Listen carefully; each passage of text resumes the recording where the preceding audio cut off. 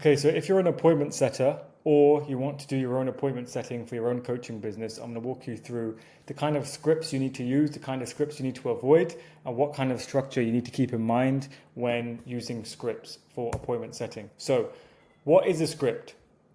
A script is a map. It shows you where you're going, but lets you take a different route depending on the conversation.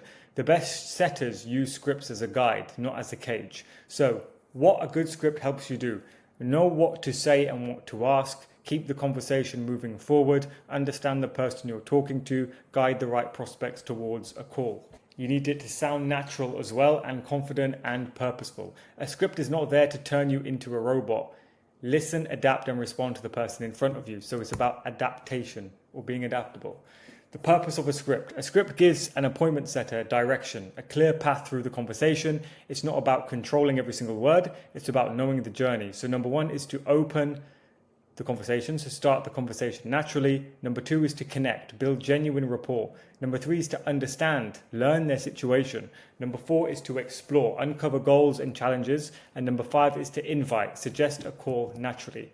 So why the script matters is this: without structure, even well-meaning setters fall into bad habits that kill conversations and cost bookings. Without a script, setters often will talk too much and listen too little, ask random questions, rush to book a call before understanding the person, sound scripted, salesy, or robotic, freeze when someone gives an unexpected reply, have conversations that go nowhere. That's normally what happens when you don't have a script. With a good script, you get consistency, a proven process. Every single time is the same. You can measure it.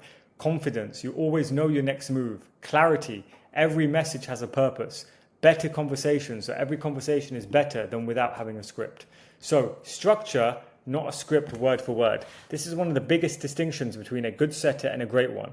The goal is to understand why each message exists, not to memorize what to say. So a bad setter thinks, what exact sentence do I say next? And this is normally what virtual assistants do. That's why a setter is different, right? They treat the script like a rigid checklist and lose sight of the real person at the other end. So usually someone who's just a virtual assistant trying to be a setter, right? They're just going to use the script. And when you ask them what kind of script do you use, they'll say, oh, I'll just use whatever one you give me. And then whatever the person says, they copy and paste it. But a good setter thinks, what's the purpose of my next message? They understand the structure so deeply that each response is natural. Even when the words are different, it leads to the next thing. It keeps the conversation going in the correct direction. So the full conversation structure. Here is the core flow that underpins almost every successful appointment setting conversation.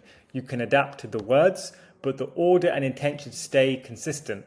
Open, start naturally, reference context where possible, right? Build rapport, show some genuine interest in who they are. Understand their situation. Ask open questions about where they are now. But obviously, close the end question at the end so they can give a more accurate response. So rather than saying, where are you now in your journey? You can say, are you currently working out, or are you sleeping on time? Just something more detailed so they can choose from those answers that you're giving them, rather than letting them give an open response. Next is to find the challenge. Gently uncover what's holding them back. It could be family, could be this problem, that problem, could be work, whatever, right? Explore what they want. Understand their ideal outcome. So what do they want from this? What are they trying to achieve?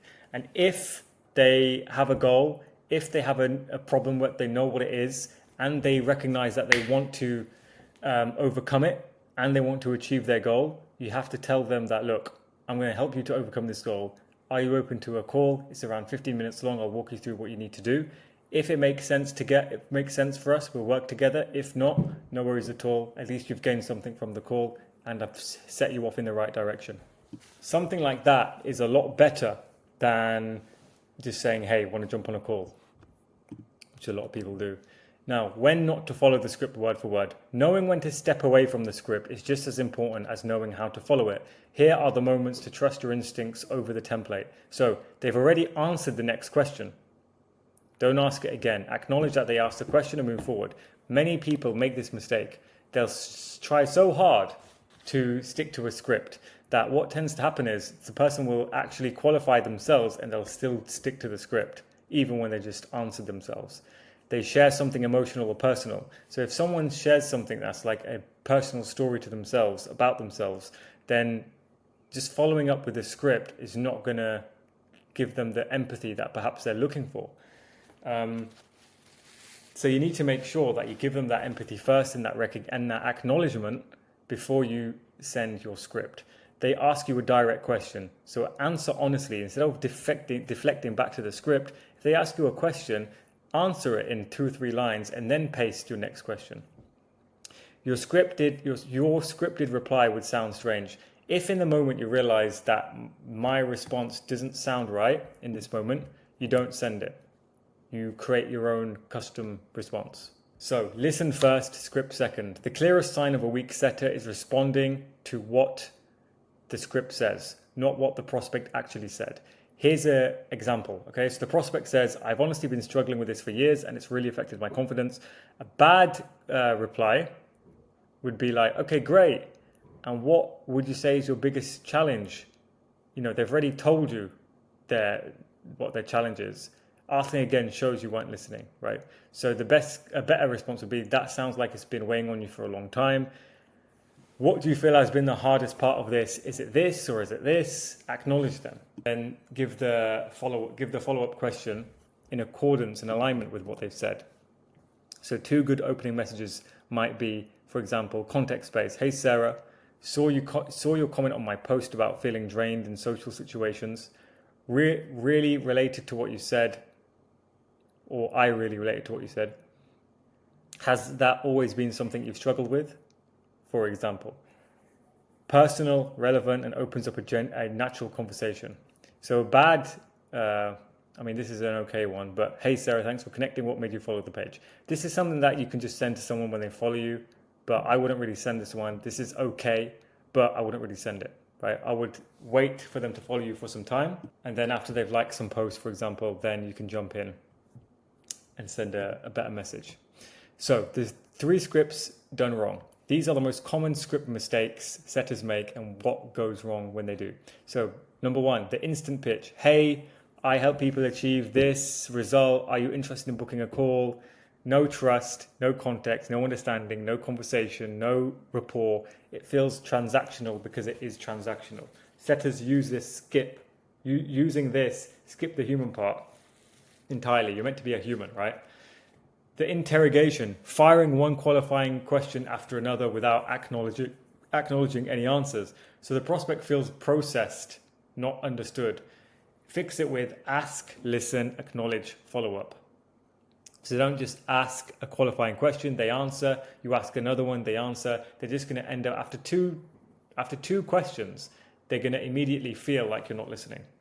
The next one is the copy-paste robot. Sending a scripted response that ignores what the prospect has said. Example, sorry to hear you're struggling, after they've said they're doing well. It breaks trust. So for example, someone might say they're doing really well, right?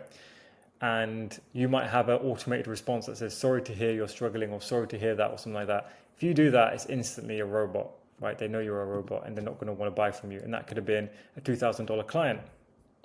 So script structure 1, warm inbound lead. So number 1, open. Hey, thanks for reaching out. What was it that caught your attention? Or are you currently something related to this niche? So for example, if you're a marathon coach, hey, are you training for a marathon currently? Hey, have you done any marathon training before? Just an easy question, just to open them up.